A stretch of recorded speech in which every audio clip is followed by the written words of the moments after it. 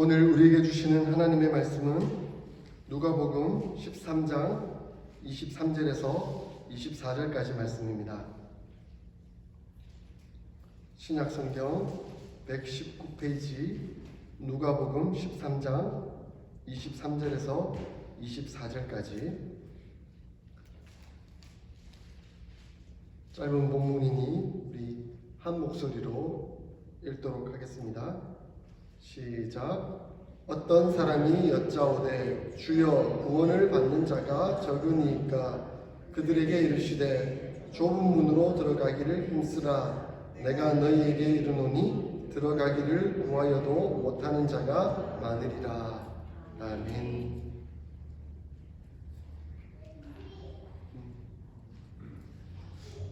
우리는 인생 여정을 살아가고 있습니다.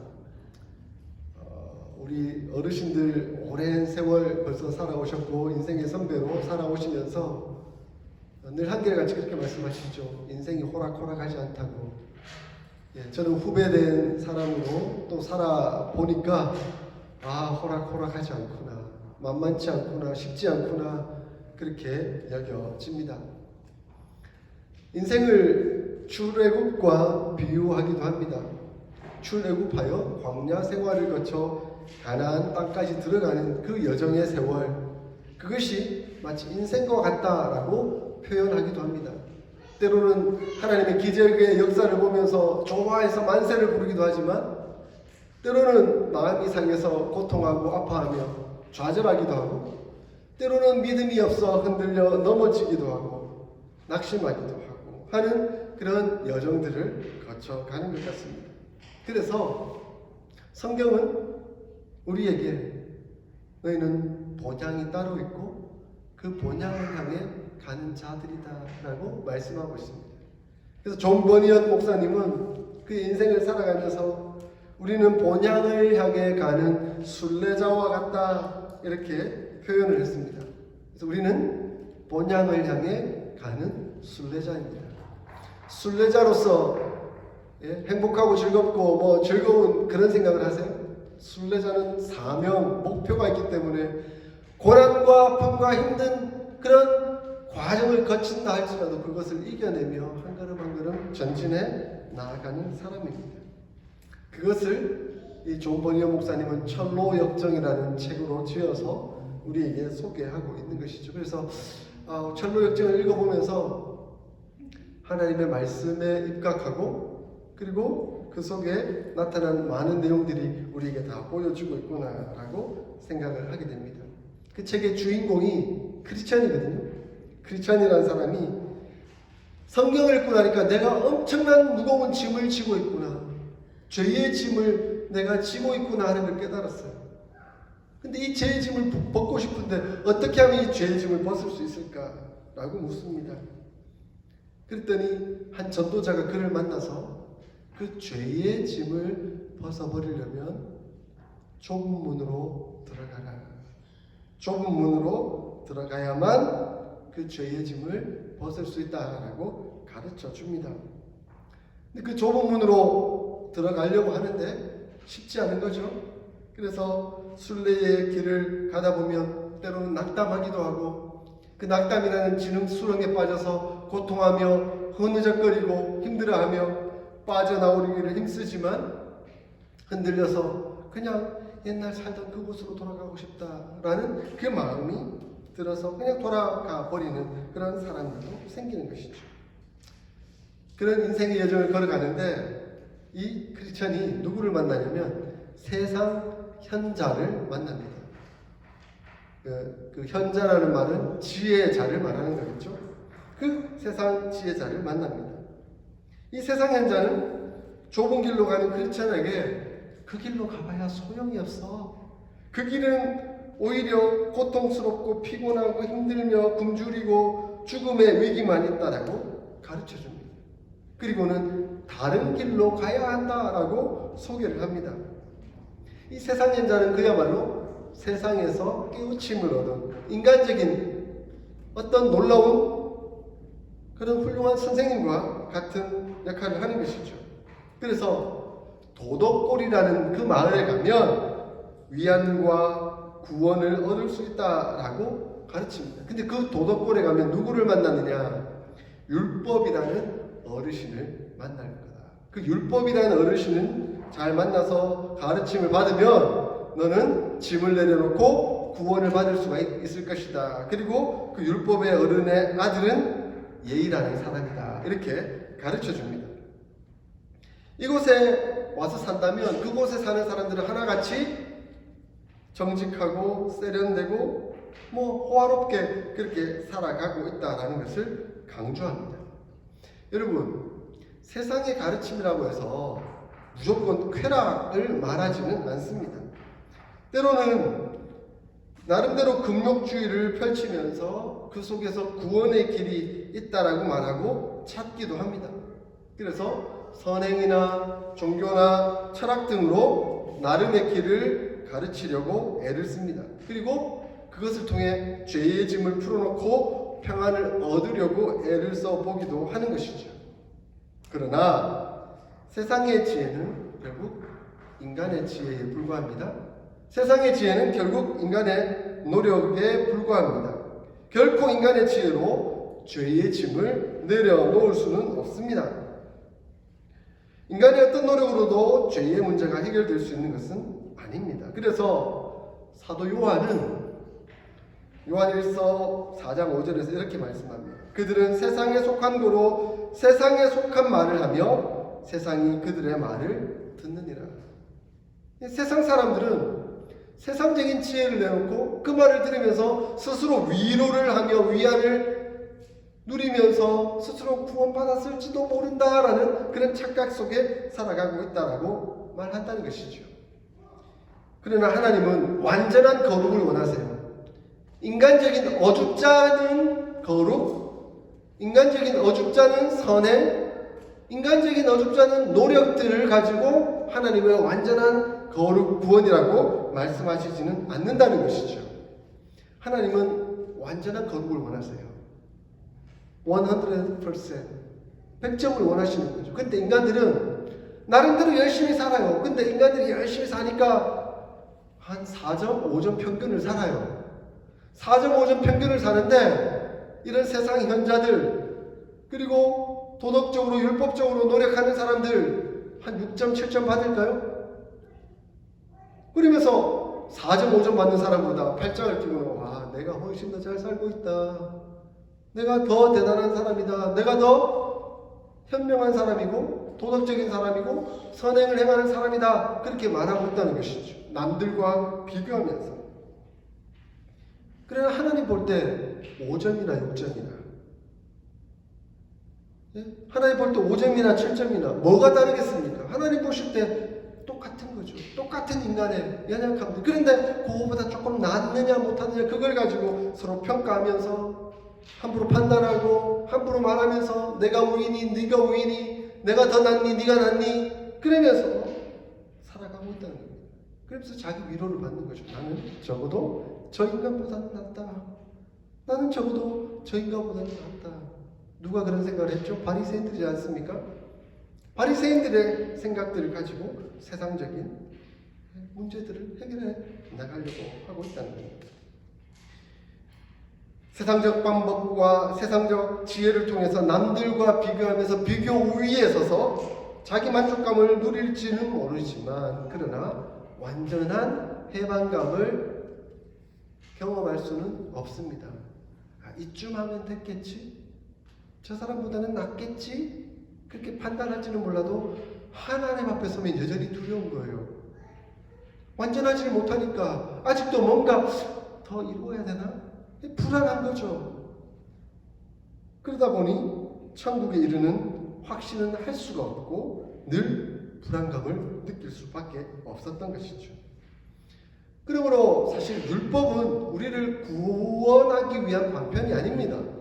하나님이 우리에게 율법을 주신 것은 철저히 우리 자신을 깨닫도록 하기 위함입니다. 누구인지를 알도록 하기 위함인 것이죠. 율법의 잣대로 자신을 들여다보면서 너희가 얼마나 비참한 존재인지 너희가 얼마나 죄인인지 하는 것을 확인해 볼 것을 요청하신 것이죠. 하나님이 율법을 주신 목적은 그것입니다. 그런데 그 율법을 내가 조금 더 많이 지키니 내가 또 더 노력하니 그걸 가지고 자기 우위를 생각하고 있다면 굉장히 어리석인 짓이죠. 그래서 사도 바울은 갈라디아서 3장 10절에 무릇 율법 행위에 속한 자들은 저주 아래에 있나니 기록된 바 누구든지 율법 책에 기록된 대로 모든 일을 항상 행하지 아니하는 자는 저주 아래 있는 자라 하였습니다. 라고 말씀합니다. 율법을 완벽히 지키느냐? 그러면 거룩하다 의인이라 인정해 주겠다. 그러나 의인은 없나니 하나도 없다. 율법 아래에서는 모두가 저주일 뿐이다. 라고 말씀하고 있습니다. 그러므로 율법의 저주 아래 있을 뿐이고 율법으로 인해 비참한 존재임을 확인할 뿐입니다. 우리는 우리의 짐을 내려놓는 것이 아니라 율법으로 인해서 오히려 더 무거운 짐을 지게 되는 것이죠. 그러므로 사도 바울은 율법의 기능이란 율법으로 너희가 온전해지려고 하는 것이 아니라 너희의 비참함을 깨달았다고 한다면 그 온전하신 분 앞으로 나아가야 한다.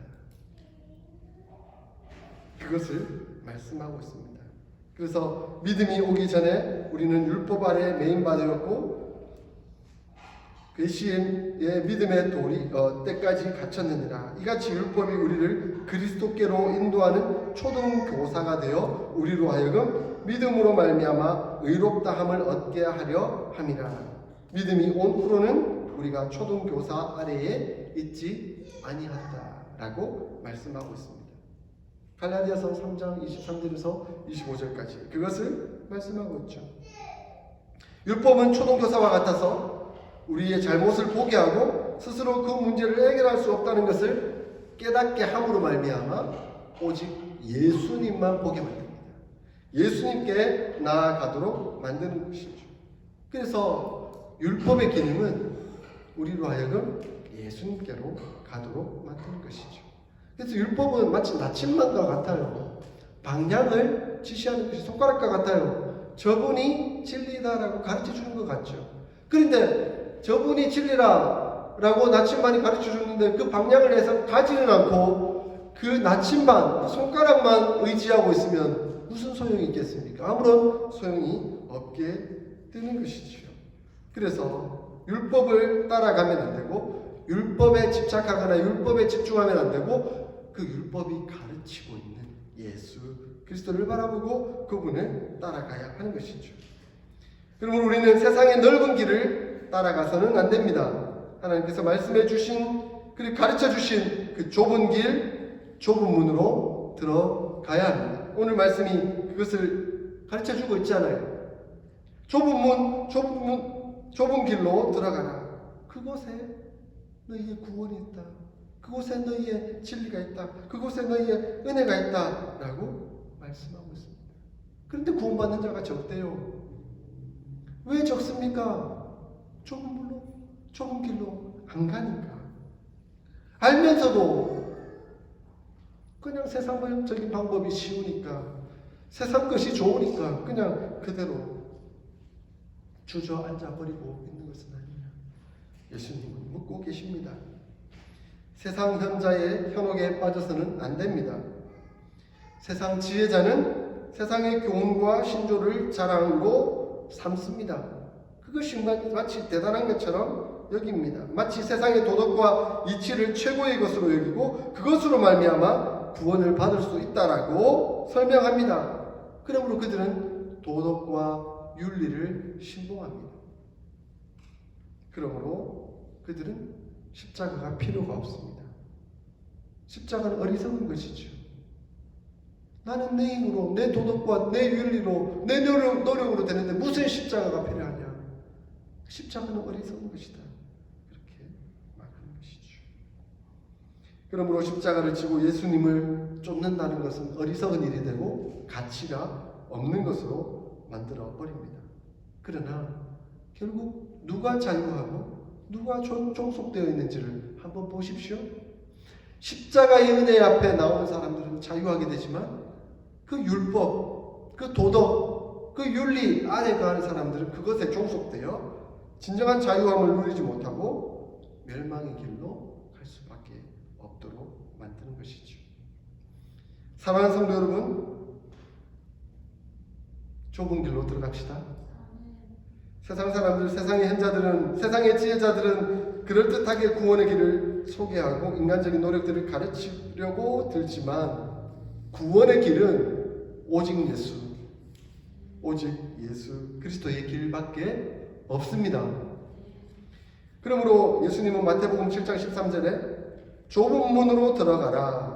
멸망으로 인도하는 문은 크고 그 길이 넓어 그리로 들어가는 자가 많고 생명으로 인도하는 문은 좁고 길이 협착하여 찾는 자가 적음이라 말씀하셨습니다. 좁은 문으로 나오면 그곳에서 진리를 발견하게 될 것이다. 사도행전 4장 12절에 베드로는 다른 이로서는 구원을 얻을 수 없나니 천하인 사람 중에 구원을 받을 만한 다른 이름을 우리에게 주신 일이 없다 말씀하셨습니다. 예수님이 뭐라고 말씀하셨습니까? 내가 곧 길이요 진리요 생명이니 나로 말미암지 않고는 아버지께로 올 자가 없느니라 말씀하셨습니다. 유일한 길, 좁은 길은, 그 좁은 문은 우리 주 예수 그리스도밖에 없는 것이죠. 이러한 내용들을 잘 전해받은 크리스천은 바른 길을 찾고 이제 좁은 문을 향해 나아갑니다. 그때 해석자라는 사람을 만나요. 그 해석자가 이 모든 내용들을 한 번 더 분명하게 상기시켜 줍니다. 해석자는 그 좁은 길의 의미가 무엇인지 비유를 통해서 잘 설명해 주는데 자기 집으로 데려가요. 한번 집을 구조를 생각하면서 한번 들어보세요. 집에 딱 왔는데 먼저 응접실에 가요. 응접실에 갔더니 구석구석 먼지가 하얗게 쌓여있어요. 엄청나게 더럽게 쌓여있는 것이죠. 근데 이 응접실의 이 모습은 한 번도 예수님을 영접한 적이 없는 사람의 마음의 상태를 말하는 것이죠. 그 방안을 둘러본 해석자는 일꾼을 시켜서 청소를 시킵니다. 먼저 어떤 남자 머슴에게 쓸어라 라고 명령을 내립니다. 그래서 그 남자 머슴이 빗자루를 들고 와가지고 뽀얗게 쌓인 응접실을 막 쓸어요. 뭐 어떻게 될까요? 먼지가 막 펄럭펄럭 나는 거죠. 먼지가 막 이 크리스천하고 그 해석자가 막 콜록콜록거리면서 너무 힘든 거예요. 이건 청소 하나만 한 거죠. 먼지가 가득한 그곳에서 머슴이 와서 빗자루를 아무리 쓸어도 먼지가 조금 모일지는 몰라도 다 날려가지고 그것이 더 힘들어져 버리는 상황이 되고 마는 것이죠. 그랬더니 이 해석자가 한 여자아이 보고 물을 가지고 와서 다 뿌려라. 그리고 쓸어라 라고 합니다. 그랬더니 여자아이가 와서 물을 다 뿌렸더니 깨끗하게 정리가 되고 청소가 완전하게 이루어집니다. 이게 무엇을 의미합니까? 라고 물으니까 해석자는 이렇게 대답해 줍니다. 그 먼지 나는 곳을 쓸었던 머슴이 율법이다. 율법은 머슴과 같아서 결국 일으키기만 한다.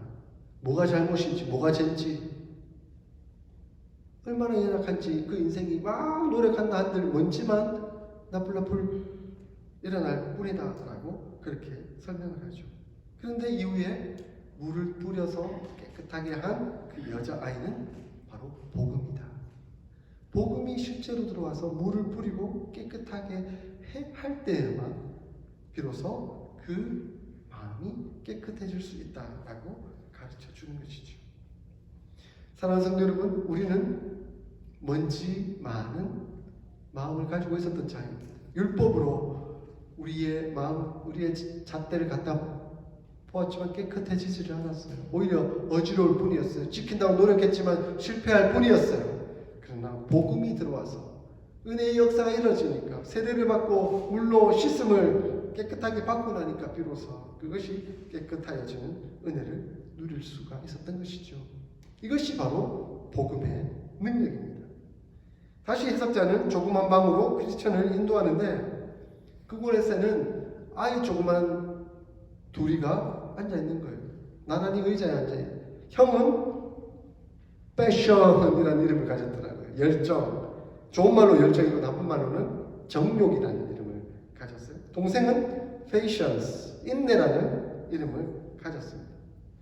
동시에 나란히 있는데 선물을 요구하는 거예요. 근데 형은 이 열정은 당장 받고 싶어서 안달이 났습니다.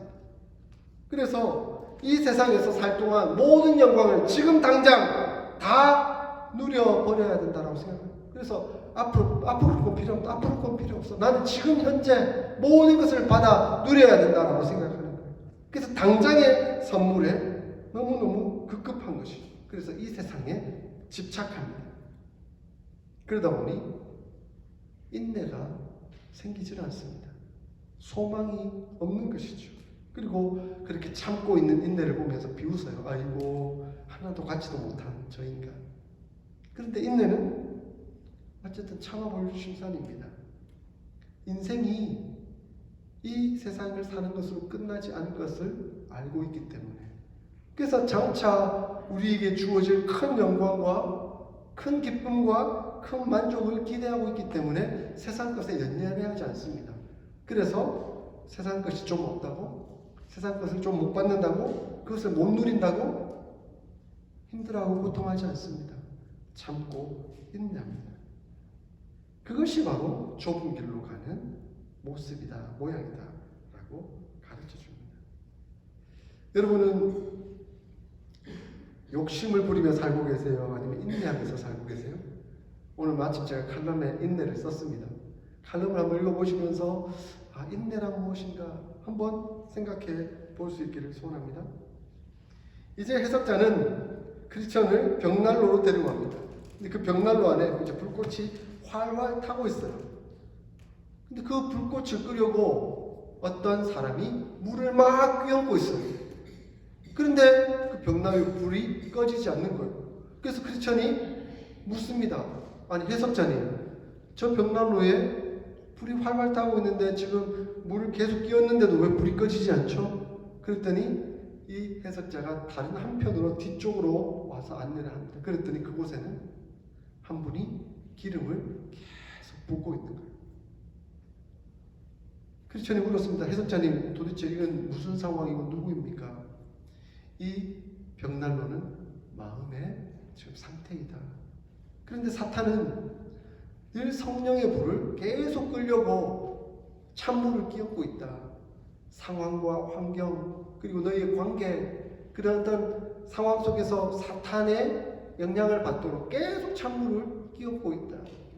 그렇지만 그 뒤에서 성령의 불이 꺼지지 않도록 우리 주 예수 그리스도께서 능력의 기름을 계속 부어주고 계신다. 그렇기에 예수 그리스도를 의지하고 바라보면 그 능력을 힘입어서 그 성령의 불이 결코 꺼지지 않을 것이다. 누가 우리를 그리스도의 사랑에서 끊으리요? 환난이나 공고나 핍박이나 기근이나 적신이나 위험이나 칼이랴. 죽음이라 할지라도 하나님의 사랑에서 우리를 끊을 수 없습니다. 그리스도의 불을 끌 수가 없습니다. 그러니까 그 믿음을 가지고 능력을 의지하기만 하면 하나님의 역사함 가운데 나아갈 수 있습니다. 그런데 이제 해석자는 크리스천을 철장에 갇힌 한 남자에게로 안내합니다. 철장에 갇혀있어, 감옥에 갇혀있는 남자예요. 이 사람은 처음에는 새 예루살렘 향해 출발하여 한때는 가슴이 벅차오를 만큼 은혜를 따랐었습니다. 그런데 그 아까 의자에 앉았던 형처럼 정욕에 이끌렸습니다. 세상 욕심을 가졌습니다. 세상의 것을 다 소유하려고 했습니다. 그러다 보니 점점 성령의 소욕이 사라지는 거예요. 세상 욕심을 가지면 가질수록 성령의 소욕은 사라지게 되는 것이죠. 방치한 것이죠. 성령 하나님께서 계속 문을 두드리시고 예수님께서 계속 불기름을 부어주시며 은혜의 역사를 베풀어 주심에도 불구하고 그것은 거부했습니다. 세상에 집착했습니다. 세상을 바라보았던 거죠. 자기 욕심대로, 자기 감정대로, 자기 하고 싶은 대로 그렇게 했던 것이죠. 그랬더니 점점 마음이 돌같이 굳어졌습니다. 이제는 아무것도 할 마음이 없어진 거예요. 그래서 마귀의 유혹에 넘어가서 주님의 놓고 하시면은 반응이 없고 그 사탄의 역사 앞에서만 반응하게 되는 어리석은 자가 되고 만 것이죠. 결국 주님의 사랑은 온데간데 없고 주님의 진노만을 재촉하는 삶에 나오게 되고 말았던 것입니다. 그래서 그 철장에 갇힌 자는 주님께서 고개를 돌리신 자다. 마치 가룟 유다와 같은 자다. 사도 바울이 말한 바 알렉산더와 후메네오, 내가 사탄에 내어준 자다. 이렇게 표현하고 있는 사람인 것이죠.